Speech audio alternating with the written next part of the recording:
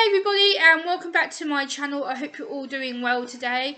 I've got an interesting article for you which is from the Open Access Government website, which I will link down below, and the headline reads NHS Backlog, Supporting Those Waiting for a Autism Assessment. So as an autistic woman, I felt it was important to bring you this news as soon as I found out about it, and I've written down some notes and the most important sections that I want to talk through as an autistic woman I found relevant to me and to the autistic community and to you guys here on my channel. So let's get into it.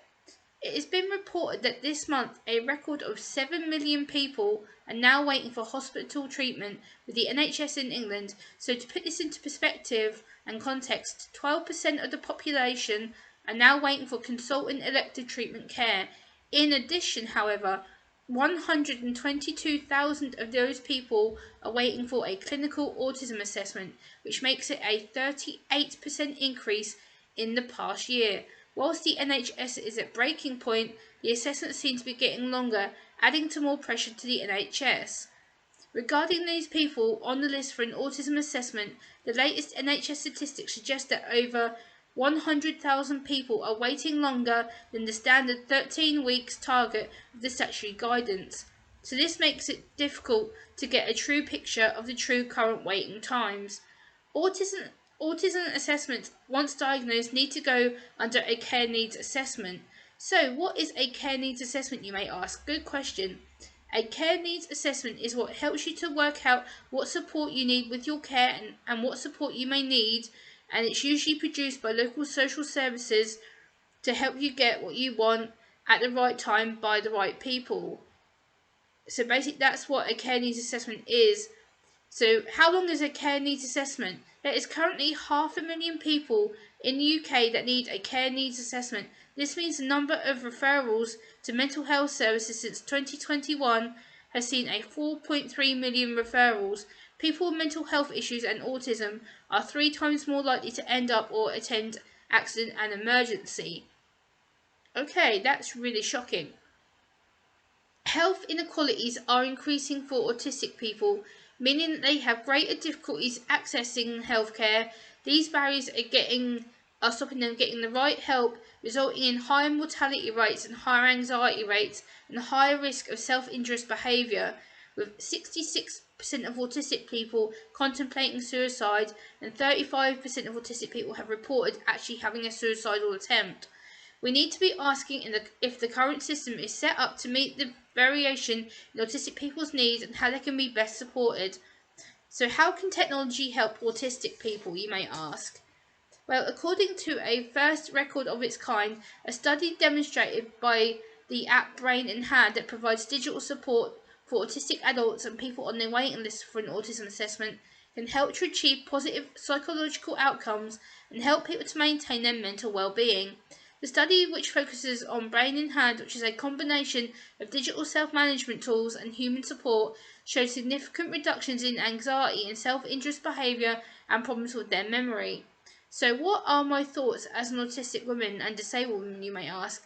My thoughts as an autistic woman: it is vital to support people who are waiting for an autism assessment, as it can be a very challenging time and emotional time of their lives, as everything is unpredictable, and we need to remember that each person who's going through the autism assessment is different and will have different needs. And whilst people are waiting for an autism assessment, we need to be making sure that we have access to professionals that are trained in autism and mental health to better understand our needs, such as knowing about care needs assessments or specialist mental health services that we may need to be signposted to.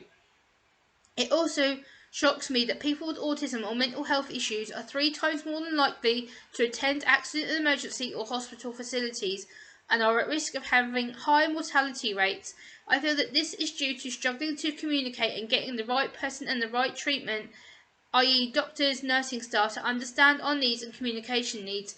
This could be met better by having people trained in autism and mental health to reduce the number of self-injurious behaviour and heightened anxiety episodes. So how can we make the system better for both autistic people and the neurotypical doctors and nursing staff within the NHS to improve communication needs for both people?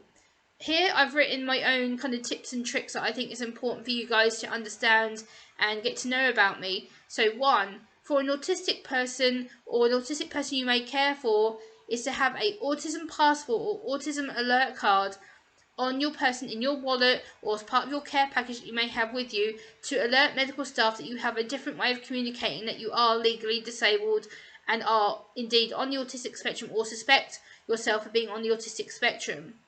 Have parents and carers or an advocate with you when you want to communicate your needs. So if you end up going to hospital or a mental health facility or your local GP and you need help, make sure that you have a parent, carer or advocate, or if you're able to advocate for yourself like I am, make sure you're able to speak up for your rights and your treatment, what you're entitled to, what you know you can ask for, and the right person to get signposted to, so you get the right care and treatment in place for you. Let staff know ahead of time if you can possibly, if this is possible, that you have a diagnosed disability, as this can be recorded and flagged on the system. So every time you communicate with the mental health professionals or local GP or nursing staff or hospital, this will be flagged to alert them that you have a disability and that you communicate differently and may need extra processing time, extra help whilst you are a patient, whether it's inpatient, outpatient, day patient, etc. So make sure that they are aware of your clinical needs, your disability, and how it may affect you, whether that's alternative communication, such as PECS cards, if you're not a native English speaker, so language line, things like that in the UK, or having an interpreter with you, etc. Make sure that your clinical needs are put first of your treatment. With regards to changing the NHS backlog, unfortunately we can't do anything about that because we're just the suspected autistic people or autistic people who have been through the process. As someone myself who has been through that process and has been diagnosed and been through the backlog of waiting, it is the most challenging, overwhelming time. So what I can say to you is make sure you do have people to support you and make sure you have everything researched ahead of time. So people who are assessing you for autism will want you to have your childhood records, so anything to do with schooling, employment, social services involvement, anything to do with your growing up, your NHS records as a child, your paediatric records, your parents' records, any form of friend, family that was there watching you grow up, watching you as you are now, your friends, because they'll be the best persons to give evidence about helping you get that assessment pushed forward and helping to support you through a period that can be quite overwhelming and difficult when you don't know what to do. The NHS is a brilliant organisation. I'm not going to slate them. They have a lot of pressure to do, especially with the COVID pandemic backlog. This has really helped, well, not help, but stressed them out. It's really pushed their referrals back, and they've had to now, catch up and try their best to support you and work on each referral to how quick and urgent that referral is, because each referral is logged as different levels. So you might have severe, urgent, non-urgent, etc. So you may need to be pushed into a certain category based on your care needs and how you are identified in the system. There is a system in place that you get referred, so you'll get referred to the mental health assessment team, then you get referred to what they call the access and assessment team, and then if they decide that you do need an autism diagnosis or an autism assessment, then you will be referred to the autism assessment team, whether that's for children, but this one is basically focusing on adults. This is the adult autism assessment backlog. So yeah, I just want to talk about this. I found it was important and crucial for me to get my opinion out. I think the NHS do an amazing job. I think as someone who has been diagnosed, I can say it's been fantastic. They've supported me. They currently have me doing work with them. So, but make sure that you know what your rights are, and hopefully you'll get the help and treatment in your area, because I'm not sure whereabouts in the UK you may be from, or if you're abroad, I'm not sure how to help you. You have to go to your physician, or if you are here in the UK, go to your local doctor, GP, mental health specialist, and get into contact with them and get them to push you a autism referral, and then see where you go from there. But please let me know what you think about this video. Please give it a like, comment, share and subscribe, and I'll see you soon. Many thanks for watching. Bye.